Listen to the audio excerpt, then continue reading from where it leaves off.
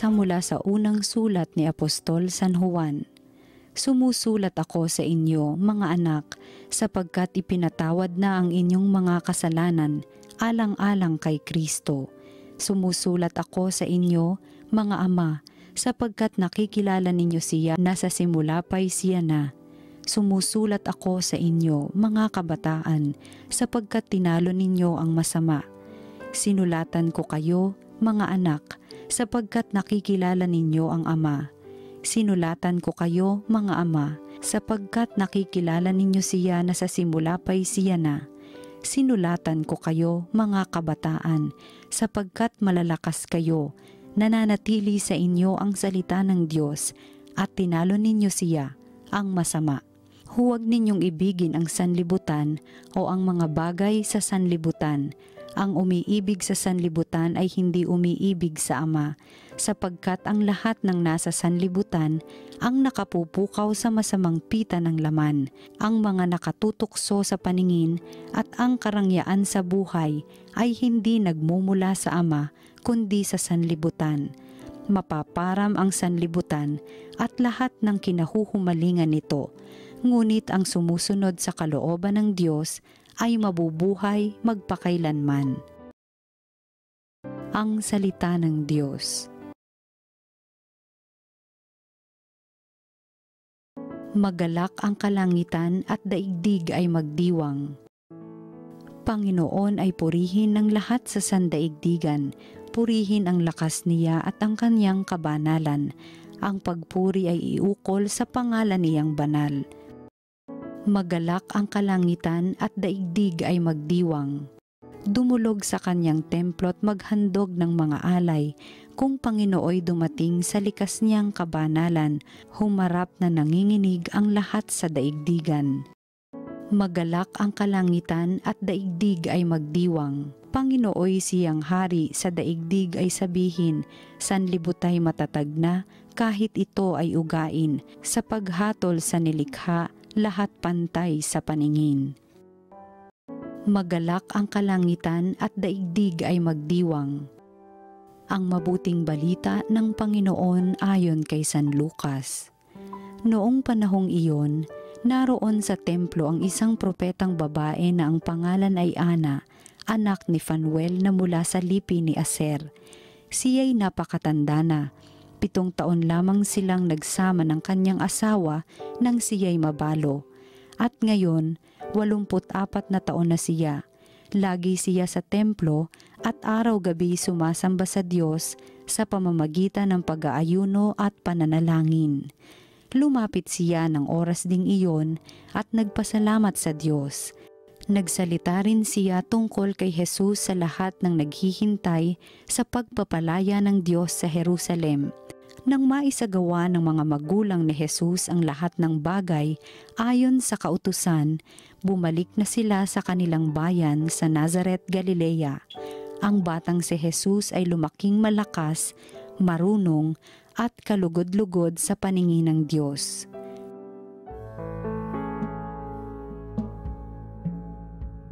Magandang araw mga kaparokya. Merry Christmas po sa inyong lahat. Ako po si Father Kevin Crisostomo. Nandito para magnilay tayo sa salita ng Diyos, salita ng buhay.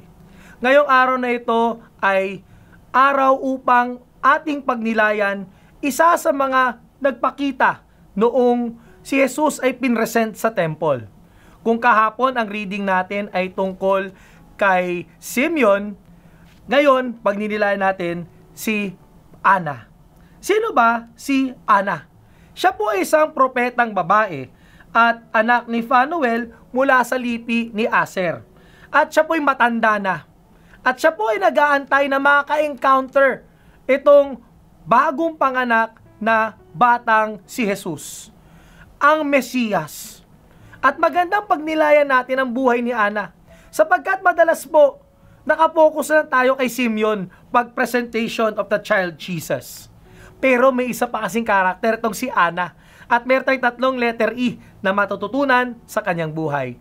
Madaling tandaan. Unang E is encounter. Nasabi sa ating ebanghelyo na nung dumating si Jesus, yun yung kanyang pinakahihintay na panahon sa kanyang buhay. maka-encounter si Lord. Yun ang kanyang inaantay at inaabangan at inaasam-asam. Maka-enkwentro ang Diyos. Magandang pag-isipan natin to, mga kaparokya. Sa araw-araw na encounter natin si Lord. At araw-araw siyang dumarating sa ating buhay. Pero, meron ba tayong ganitong excitement katulad ni Ana? Araw-araw inaabangan ang Diyos. Araw-araw pinipili. Araw-araw minamahal ang Diyos. Every day we encounter the Lord. Pero bukas ba ang ating isip? Bukas ba ang ating puso? Bukas ba ang ating mata? Sapagkat ang Diyos araw-araw nagpapakita at gusto tayong makaengkwentro. Muli, katulad ni Ana, maging mulat ang mata at puso. Baka mamaya, hanap tayo ng hanap kay Lord, andyan lang pala sa katabi mo. Mamaya, hanap tayo ng hanap kay Lord, andyan lang pala sa member ng family mo.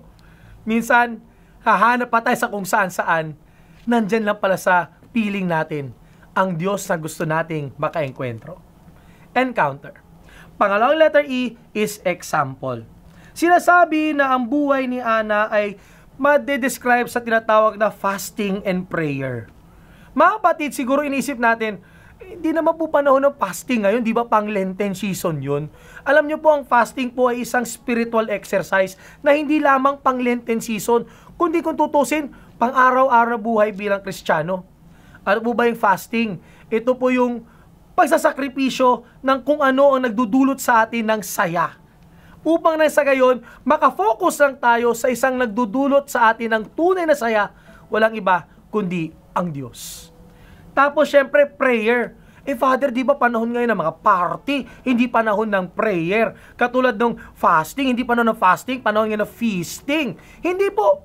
Ang panalangin nga kung tutusin, dapat magtuloy-tuloy araw-araw. Binibigyan tayo ni Ana ng halimbawa. Ang fasting at prayer, araw-araw maaaring gawin, hindi lamang tuwing panahon ng pagtitika at pagsisisi. Sapagkat fasting at prayer ay naghahanda nating puso upang maka-encounter natin si Lord araw-araw. At konektado dito, pangatlong letter E, eager. Anong nangyari nung naka-encounter ni Ana si Lord sa temple? She was eager to share the good news. Pinamalita niya sa mga tao na naka-encounter niya ang Panginoon. At ito yung magandang ipamalita natin sa araw-araw ng buhay natin. Lalo po ngayong Kapaskuhan. Ano ba yung mabuting balita na pwede nating i-share? Ang mabuting balita ng bigayan, mabuting balita ng pagmamahalan, mabuting balita ng pagpapatawad, mabuting balita ng kapayapaan, mabuting balita ng malasakit. Ipahayag natin ang mabuting balita ng Panginoon ngayong Kapaskuhan. Because Christmas is not just the time of receiving, but also the time of sharing, the time of giving. Maging eager tayo, katulad ni Ana. Na balita, Pasko ngayon. At ang Pasko ay hindi tungkol sa regalo. Ang Pasko ay tungkol kay Kristo. Tatlong E, madaling tandaan sa araw na ito.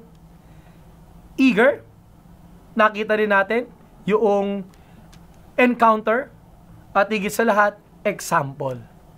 Nawa, katulad ni Ana, palagi tating makaengkwentro ang Panginoon, tayo ay maging excited na may bahagi siya. At ihanda ang puso para sa pagdating at sa pag-encounter natin kay Lord araw-araw. Let me pray for you and pray over you. Panginoon, salamat po sa biyaya ng Pasko. Nawa, Panginoon, itong panahong ito, ay matularan namin ang mga Christmas characters katulad ni Simeon at ni Ana. Ihanda palagi ang puso, makita ka palagi, at higit sa lahat ay mabahagi ka sa mga tao sa paligid namin. Lord, nawa palalo sa amin ang panahon ng Pasko ay hindi lamang panahon ng pagtanggap, kundi panahon ng pagbibigay. At ang pinamagandang regalo, ang iyong presensya na ibibigay namin sa mga tao sa paligid namin. Ninad sa ni Kristo kasama ng Espiritu Santo, magpasawalang hanggan. Amen. Salamat po sa ating paikisa sa pagninilay, salita ng Diyos, salita ng buhay.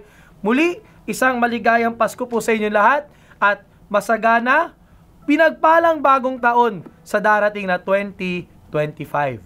Shoutout po sa inyong lahat, lalo po sa mga sumusubaybay po sa ating mga palatuntunan sa TV Maria at syempre sa ating mga kape-mates sa Kape at Kampay. Like us and follow us in our social media platforms, TV Maria Philippines. Watch, like, share, and inspire. God bless!